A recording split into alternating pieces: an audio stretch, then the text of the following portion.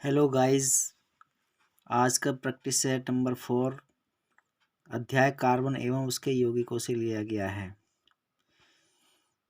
जिसमें हमने 20 अति महत्वपूर्ण क्वेश्चन लिए हैं जो सभी परीक्षाओं में और बोर्ड परीक्षा की दृष्टि से भी बहुत इम्पोर्टेंट हैं। जैसा कि हमने 3 प्रैक्टिस सेट पहले बता दिए हैं, उसी सीरीज़ में ये चौथा प्रैक्टिस सेट लाए हैं। बाकी के तीनों प्रैक्टिस सेट देखने हैं तो हमारी प्ले लिस्ट में जाएँ। तो आज का चौथा सेट स्टार्ट करते हैं क्वेश्चन नंबर 1 से।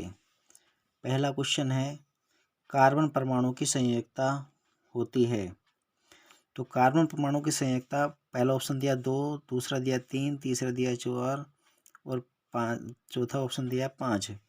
तो कार्बन परमाणु की संयोजकता 4 होती है।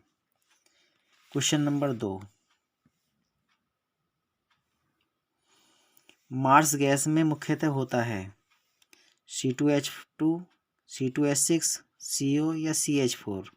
तो मार्स गैस में मुख्यतः CH4 होती है, यानी मेथेन होती है।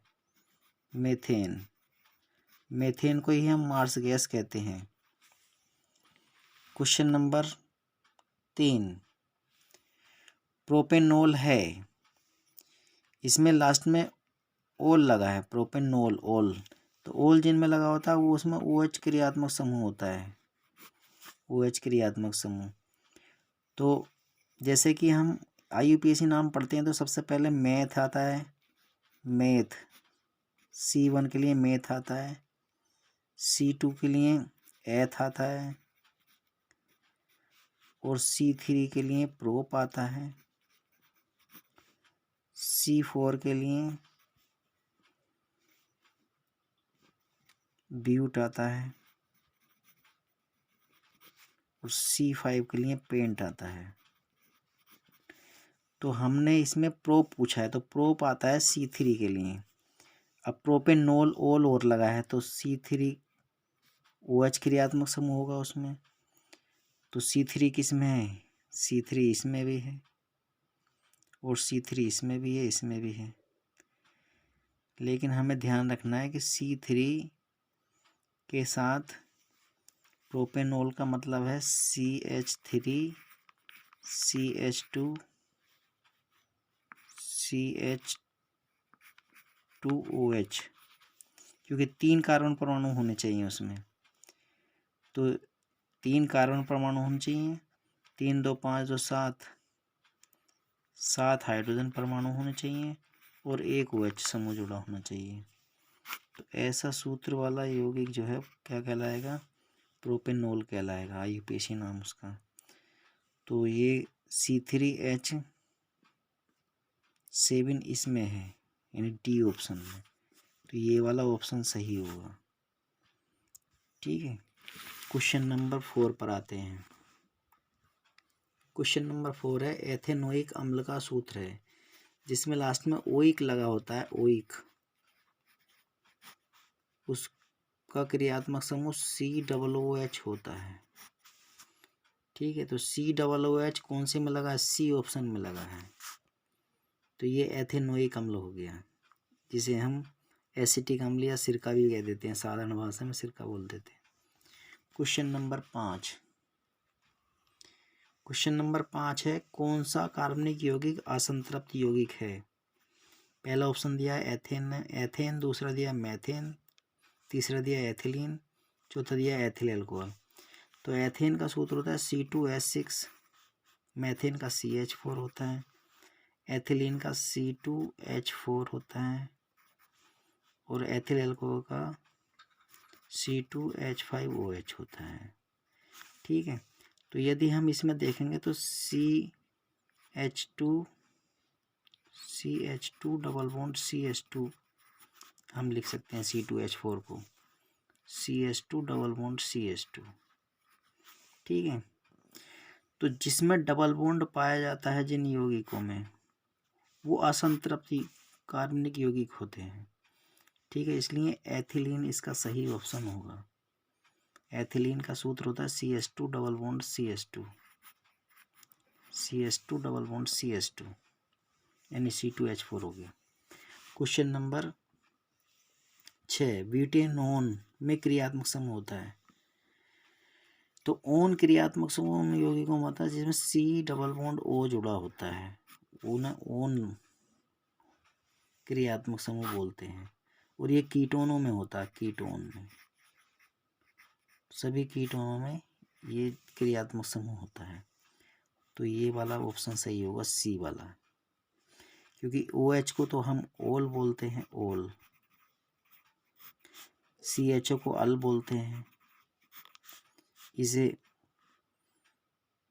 ओन बोलते हैं, ओन, और इसे ओइक अम्ल बोलते हैं, ओइक अम्ल, COOH को। तो ओन पूछ रहा, उन्होंने पूछा ब्यूटेनोन, ओन, तो ओन लगा है लास्ट में, तो ये वाला ऑप्शन सही होगा। क्वेश्चन नंबर 7, एल्कीन का सामान्य सूत्र है, एल्कीन। तो इसमें 3 चीज़ें होती हैं, एल्केन, एल्कीन और एल्काइन।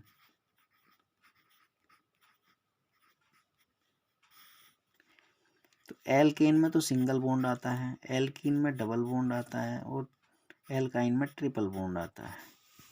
ठीक है, इनका सामान्य सूत्र एल्केनों का होता है CnH2n+2, इनका होता है CnH2n, और इनका होता है CnH2n-2। इसमें +2 लगाता है, इसमें -2 लगाता है, इसमें कुछ नहीं होता है। तो उसने पूछा एल्कीन का, तो एल्कीन का सामान्य सूत्र ये हो गया, CnH2n। क्वेश्चन नंबर 8 पर आएंगे।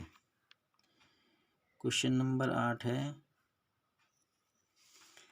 एथीन की हाइड्रोजन ब्रोमाइड के साथ अभिक्रिया कहलाती है योगात्मक बहुलीकरण संघनन प्रतिस्थापन। तो इसमें योगात्मक होती है, क्योंकि एथिलीन हाइड्रोजन ब्रोमाइड के साथ योग करके एथिल ब्रोमाइड बना लेता है।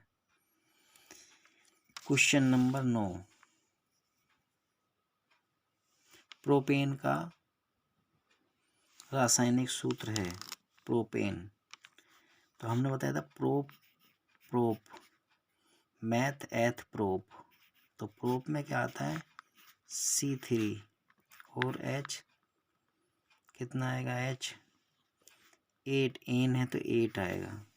ठीक है, तो ये वाला ऑप्शन सही हो गया, क्योंकि इसका एन लगा होता है, तो एन का जो सूत्र होता है अभी हमने बताया था, एल्केन का CnH2n+2 होता है। तो ये C3 है, तो 3 गुणा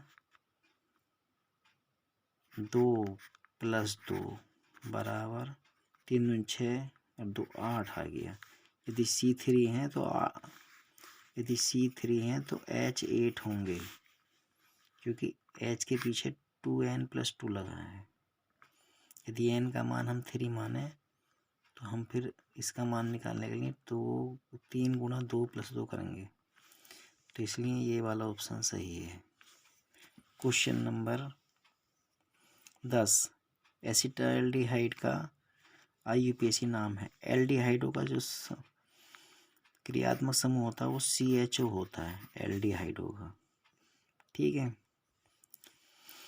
तो एसिटाल्डिहाइड का IUPAC नाम होगा, जैसे हमने बताया था, इस CHO को हम बोलते हैं अल, CHO को अल बोलते हैं। जब हम IUPAC नाम लिखते हैं तो CHO को हम अल बोलते हैं। तो अल जिसमें लगा होगा वही एल्डिहाइड का सूत्र होगा। पहला एथेनॉल, तो ये तो ओल है, तो एल्कोहल हो गया। ये एथेनल है, अल इसमें लगा, इसका मतलब ये वाला सही होगा, बी ऑप्शन सही होगा।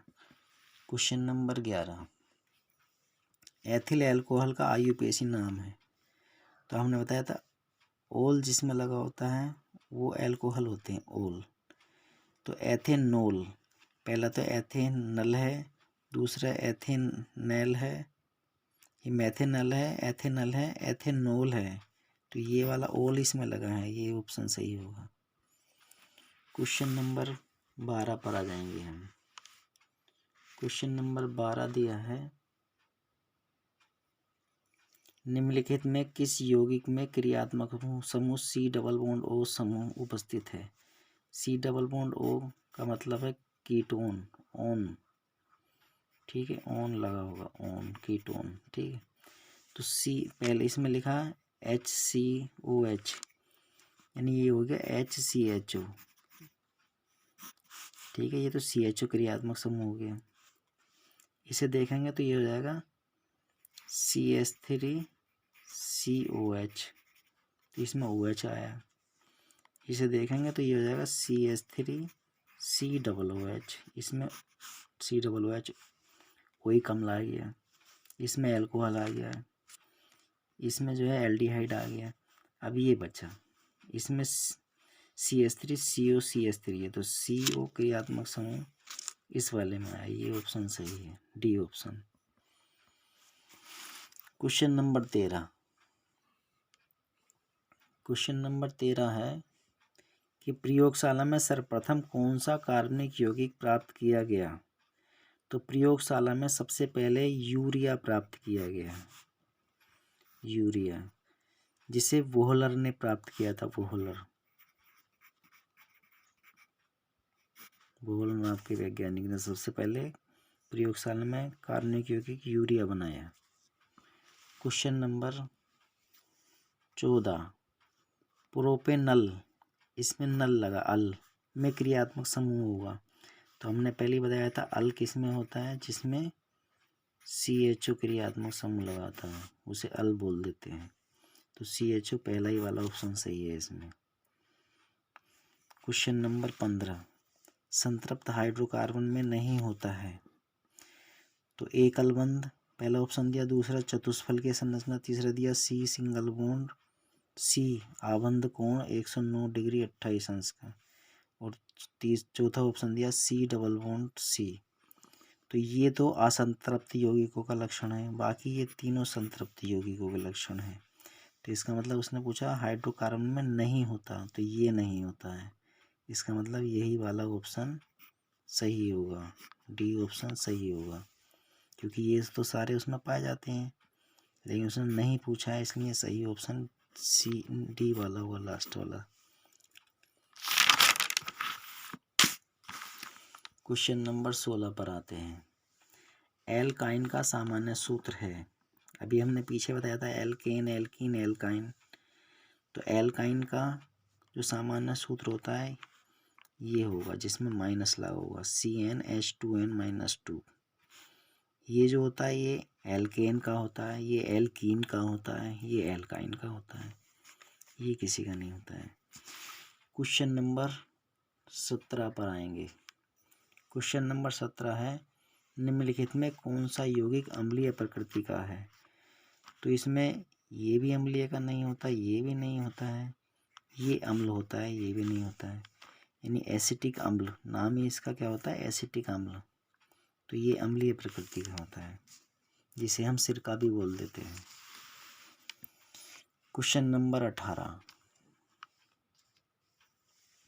C2H6 का IUPAC नाम है, C2H6। तो 2 कार्बन परमाणु हैं इसमें, तो एक कार्बन परमाणु को मैथ बोलते हैं, 2 को एथ बोलते हैं, और क्योंकि इसमें सभी सिंगल बॉन्ड आएंगे इसलिए इसमें एन लग जाएगा, तो ये हो गया एथेन। यदि एक कार्बन परमाणु होता तो मैथेन हो जाता, तो ये वाला बी ऑप्शन इसका सही होगा। Question number 19। एल्काइन का सूत्र है, तो आइन लगा है इसमें, इसका मतलब ट्रिपल बॉन्ड जिसमें आएगा वो होगा, और एल्काइनों का सामान्य सूत्र होता है CnH2n-2। अब इसमें देख लेंगे ये सूत्र किस पर फिट बैठता है। ये तो 3 है यहाँ पर, तो 3 की हम 2 से गुणा, मतलब 2 से गुणा करेंगे तो 3 दूनी 6, और 2 घटाएंगे तो 4 आ गया, इसका मतलब यही वाला ऑप्शन सही है। मान लिया C3 है ये, तो n की जगह 3 हो गया, n बराबर हो गया 3। अब जब यहाँ इसमें मान रखेंगे h वाले के लिए, तो ये हो जाएगा 2 गुणा 3 माइनस 2, तो 3 दूनी 6 माइनस 2 4 आ गया, तो यही वाला ऑप्शन सही होगा। क्वेश्चन नंबर 20 पर आएंगे। बकमिंस्टर फुलेरिन एक अपर रूप है। तो फुलेरिन जो होता है वो कार्बन का अपर रूप होता है। इसका सूत्र होता है C60। तो ये कार्बन का अपर रूप होगा, यानी सी ऑप्शन इसमें सही होगा। इस प्रकार आज हम बहुत ही महत्वपूर्ण 20 क्वेश्चन लाए और इन 20 क्वेश्चनों के जरिए हमने IUPAC नाम भी समझाने की कोशिश करी है। बहुत सारी चीज़ें इस लेसन में कवर करी है। इसी प्रकार के आगे वीडियो भी लेकर आएंगे। Thank you.